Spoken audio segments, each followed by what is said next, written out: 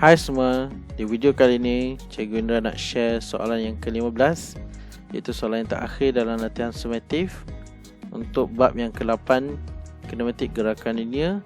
Rujukan saya ambil daripada buku teks tingkatan 5 matematik tambahan KPM edisi 2020. Suatu zarah bergerak di sepanjang satu garis lurus dan melalui satu titik tetap O. Lajunya V meter per saat. Pada masa T saat selepas melalui O diberi oleh V sama dengan T kuasa 2 tolak 6T tambah 8. Zarah itu berhenti seketika pada titik P dan R.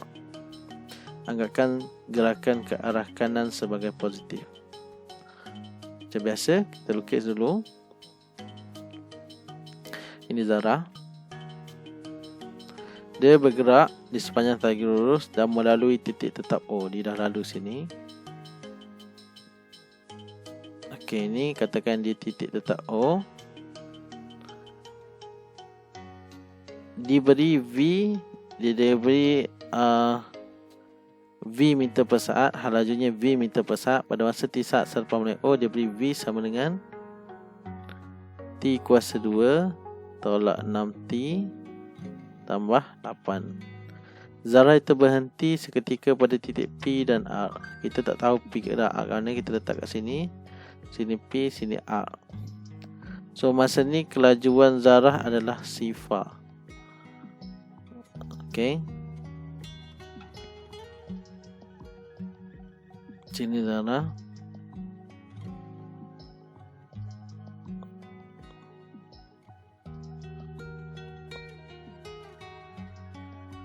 Okey, ini pun sama.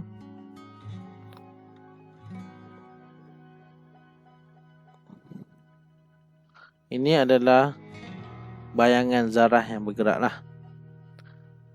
Okey, seterusnya baru kita jawab soalan. Cari laju minimum dalam meter per saat bagi zarah itu. Bila maksudnya laju minimum? Laju minimum ialah laju yang paling rendah sekali. Okey. Jadi kalau dalam graf, kita tengok graf ni. Graf ni adalah graf senyum, iaitu graf kuadratik yang senyum. Jadi kalau ikut lakarannya, lakaran sebelum ni ialah lebih kurang macam ni. Okey, jadi minimum dia adalah ini V melawan T. Minimum adalah di point ini. Di point ini. Pada point ini dia adalah titik yang paling minimum. Masa ini kecerunan dia adalah sifar. Kecerunan graf kecerunan V melawan T ni adalah sifar. Untuk dapat kecerunan ni simple saja.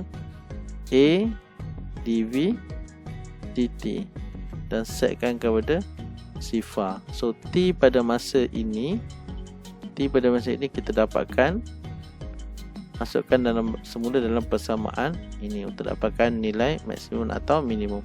Dalam kes ni minimum lah. Macam mana nak tahu minimum atau maksimum? Kita tengok dekat sini. Ini dekat T kuasa 2 ni, perkali dekat sini adalah 1. Bila dia 1, maknanya dia lebih besar daripada kosong. Bila lebih besar daripada kosong, dia minimum. Okey, kalau kurang pada kosong, maksudnya maksimum. Okey, ini bergantung kepada graf, iaitu senyum atau masam. Okey, seperti kita cerita sebelum ni lah. Ringkaskan cerita. V sama dengan T kuasa 2 tolak 6T tambah 8. Salin balik. V sama dengan T kuasa 2 tolak 6T tambah 8.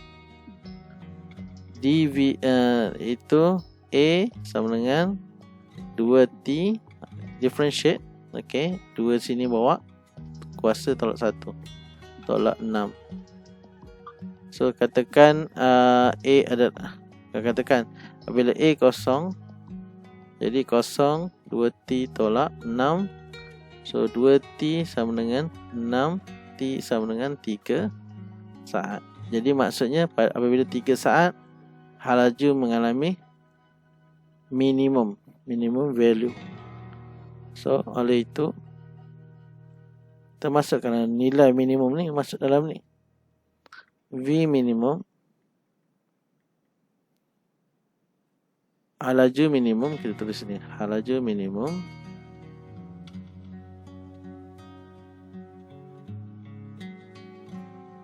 iaitu 3 kuasa 2 tolak 6, 2 tambah 8. 3 kuasa 2 9, 9 tolak 12 negatif 3, negatif 3 tambah 8 5. Sekali lagi, 3 kuasa 2 9, 9 tolak 12 negatif 3, negatif 3 tambah 8 5. Okey, settle yang A. Seterusnya B, hitung jarak dalam meter antara P dengan titik R. Okey, dia minta kita cari jarak antara ni. Antara P dengan R ni kita nak cari jarak. Hitung jarak dalam meter P antara P dan R dalam meter. So maknanya di sini berapa? Berapakah distance kat sini? Okey, untuk yang ni kita kena settlekan dengan cari SP lah. SP dan SR itu sasaran P dan sasaran R. Okay, sasaran kita boleh dapat daripada ni yang B. Sasaran kita boleh dapat dengan cara kita kamelkan VDT. Okay, V kita dah ada, kita tulis balik sini. V sama dengan, tak ingat dah, T kuasa 2 tolak 6T tambah 8. T kuasa 2 tolak 6T tambah 8. Okey. Jadi masukkan balik, tulis balik. T kuasa 2 tolak 6T tambah 8 dt. Ringkaskan, T kuasa 3 bahagi 3 tolak 6T kuasa 2 bahagi 2 tambah 8T tambah C. Mana C adalah constant. Ni constant dan sebelum ni formula. So sekarang ni kita dah baca soalan tadi. Dia tidak ada sebarang maklumat mengenai sasaran apabila T bersama dengan kosong. Apabila zarah itu kita catat dia pada sifar, masa sifar dekat titik origin, tidak ada sebarang sasaran berlaku di situ, hanya sasaran kosong saja. Jadi S kosong apabila T kosong, ni kosong, ni kosong, ni kosong, jadi S sama dengan C, C pun kosong lah. Kita ganti S sama dengan T kuasa 3. So persamaan kita untuk S adalah ini. Okey, dipotong jadi 3. Okey, so ini jadi 3T kuasa 2 tambah 8T. Okey. Now baru kita cari SP dan SR. Silap. Betul-betul. Ini tak apa. It's okay. Ini untuk kita cari jarak. Belum lagi guna. Kita dah jumpa dah, ini bagus dah. Ini step pertama. Ini step pertama. Step kedua, dia kata dekat titik P dan R ni, pada titik P dan R, dia berlaku zarah itu berhenti. Bila zarah itu berhenti pada titik P dan R, maksudnya V kosong. Macam yang kita dah catat ni, V kosong. So nak cari V kosong, masa V kosong kita nak cari berapa T dia masa ni. Okay, untuk dapat yang ni, iaitu kita set lah V kosong dulu. Jadi T kuasa 2 tolak 6T tambah 8 sama dengan kosong. Kita masuk saja dalam calculator. Okay, equation Mana equation? E dia tekan nombor 2. A kita adalah 1. B kita negatif 6. C kita adalah 8. So T tolak 4. Kena tulis balik ni. T tolak 4. T tolak 2 sama dengan 0. T sama dengan 2 atau T sama dengan 4. Okey, maknanya berlaku di sini ialah dekat sini dia P dulu lalu. Sini T sama dengan 2, V kosong. Sini sama dengan T sama dengan 4. Okey. So ini P. Ini untuk arc. Now barulah kita pusing balik masuk sini. So SP kita TP sama dengan 2 saat. TR sama dengan 4 saat. Okey. Kita patah balik sini. Baru kita tulis SP sama dengan masukkan 2 kuasa 3. Masukkan 3 ni. Tolak 3. 2 kuasa 2. Masukkan 8, 2. Okey. Kita biarkan kalkulator yang kira nanti SR 4 kuasa 3 bahagi 3 tolak 3 4 kuasa 2 tambah 8 4. Okey. So seterusnya masuk dalam kalkulator saja. Sediakan satu persamaan. Mod com alpha A kuasa 3 bahagi 3 kan. Alpha A kuasa 3 per 3 tolak 3 alpha A kuasa 2 tambah 8 alpha A. Alpha A. Tekan CLC 2 dulu. 20 per 3 atau berapa ni? Kita tak boleh nak agak berapa pecah. 6.667. Ini pula masukkan 4 dalam dia. Tekan CLC lagi, tekan 4. 16 per 3.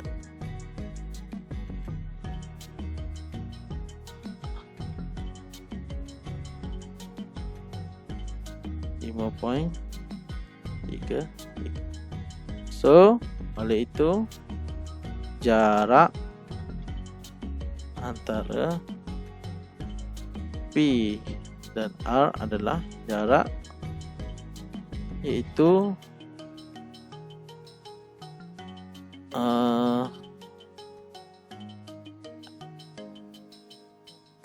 20 per 3 tolak 16 per 3 dapat 4 per 3 meter. Okey, so kat sini jarak dia adalah 4 per 3 meter. Okey, settle ini dia tadi. Nampak dia macam P duduk sebelah kanan, R duduk sebelah kiri sebab nilai P ni lebih jauh daripada R. Okay, maksudnya kat sini sini P.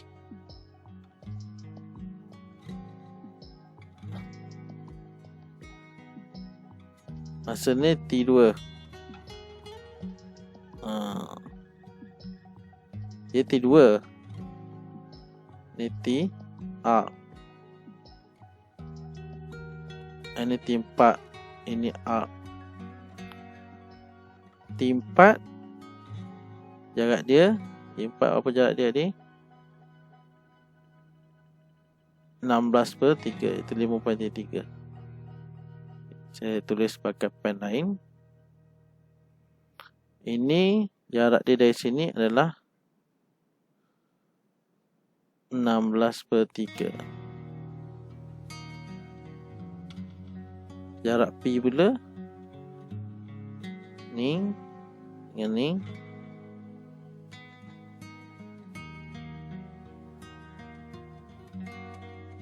okey.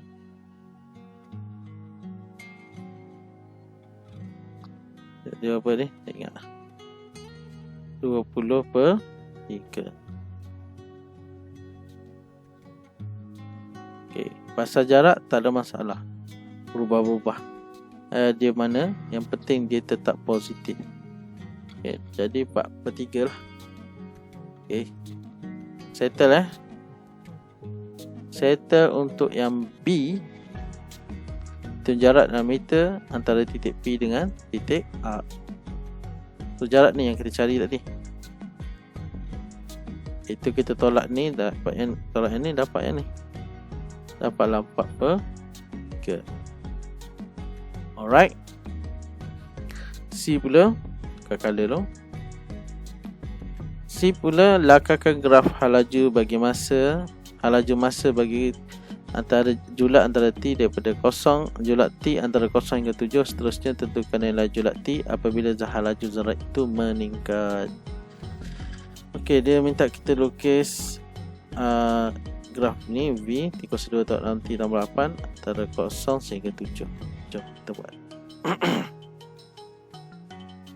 Okey. Ini untuk yang C. Okay, C. Besar sikit. C V T kuasa 2 tolak 6T tambah 8. Jadi dia minta kita lukis di mana T daripada 0 sehingga 7. Betul tak? Okey, betul. Okey, langkah pertama adalah kita set kita kena cari pada apa yang kena pada part T dulu. Apa yang kena pada part T apabila part CV, iaitu apabila T kosong, kita tulis ya. T kosong V sama dengan 8. V kosong, apakah nilai-nilai T kita dapat tadi? Kita dah dapat 2 nilai T tadi, T2 dan T4. Kita tak payah cari lagi sebab kita dah dapat T2 dan lagi satu T4. Dan kita akan dapat kita akan lukis dulu baru kita nampak apa. Okey, graf ni adalah graf senyum. Graf senyum. Okey. Sebab dia macam saya cerita tadi lah, dekat sini perkali dekat T kuasa 2 ni adalah 1. Okey, maknanya dia positif lah. Positif. Besar pada 0. Now, dah boleh lukis dah. Ni. Okey. V T. T kosong 8. Sini 8. Tanda sini. Dia ada V kosong. Ni bila V kosong maknanya sepanjang di garis part C T. V kosong masa ni 2. Ni 2, sini 4. Dan titik tengah simetri bagi bagi apa? Bagi graf ni apabila dia melalui part CX, part CT 2 dan 4 ni 2 kali, maknanya dia lekuk. Jadi titik tengah ni kita kena cari supaya kita dapat titik minimum dia. 2 tambah 4 6. Jadi sini adalah 3. Jadi kita masukkan dulu nilai 3 dalam ni. Apabila T sama dengan 3, V adalah 3 kuasa 2 9. 9 tolak 18 negatif 9. Negatif 9 tambah 8 negatif 1. So maksudnya dekat sini adalah negatif 1.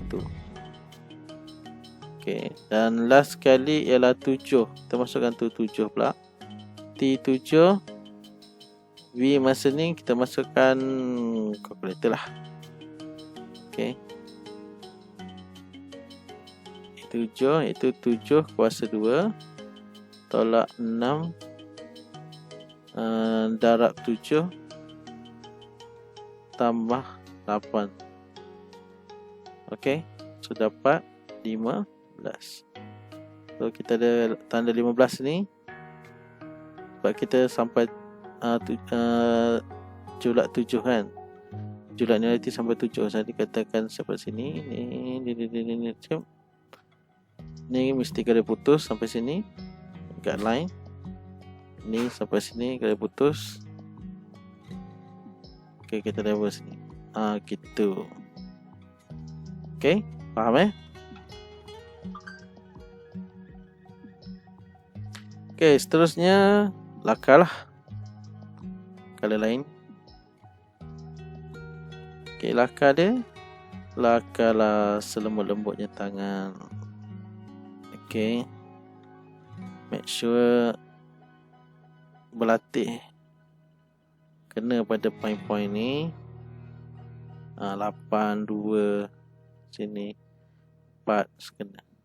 So ini untuk graf V sama dengan T kuasa 2 tolak 6T tambah 8. Okey. Kita tengok. Oh, sorry. Ada apa lagi tak? Tak ada lah. Settle lah. Okay, so kita tunjuk lama sikit yang kat graf. Okay, anda boleh pause nanti untuk tengok supaya lebih detail. Macam mana lukis graf ni? Simple je kan. Pertama tulis persamaan 2.7. Color hijau sikit lah. Hijau pula. Okay, pertama ada persamaan. Lepas tu dapatkan koordinat untuk ini, part CV ni. Lepas tu apakah nilai-nilai T apabila V kosong, supaya kita senang nak sambung. Apabila T sama dengan apabila T sama dengan 3, maksudnya kita nak cari nilai maksimum atau minimum sini. Kita masukkan T3 untuk dapat nilai minimum sini. V negatif 1. Ini negatif 1. Terusnya T7 sama dengan V15. Sebab dia bagi julat antara T antara 7 hingga daripada 0 hingga 7. So nilai 7 ni kita kena letak juga 415. Okey. Itu saja untuk soalan yang ke-15. Saya ucapkan kamu maju jaya. Jangan lupa untuk rajin-rajin jawab soalan. Jawabkan banyak soalan tahun-tahun lepas. Biasakan dengan soalan-soalan terlepas, kerana apabila anda biasa dengan soalan-soalan yang macam ni, anda tidak akan gugup masa menjawab soalan di akhir peperiksaan akhir. Jangan kita masa itulah baru kita nak train, nak buat eksperimen ke. Masa tu adalah untuk kita gunakan sahaja ilmu yang kita dah belajar. Kita belajar awal-awal, kita buat latihan banyak-banyak. InsyaAllah nanti mudah nanti. Okey, akhir kata jangan lupa untuk follow dan subscribe channel Cikgu Indra. Saya Indra bin Hamzah. Assalamualaikum.